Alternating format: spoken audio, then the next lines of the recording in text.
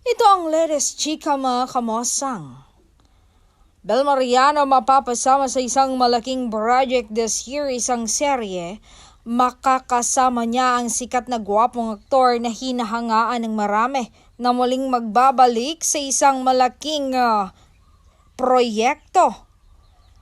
Ayon sa bulong-bulungan ay magiging kapatid ni Bel Mariano ang aktor sa project na ito. Nako, kung minamanifest lang ng lahat, dati na magsama sa isang proyekto ang dalawang magaling na aktor, ngayon ay mangyayari na sa telebisyon.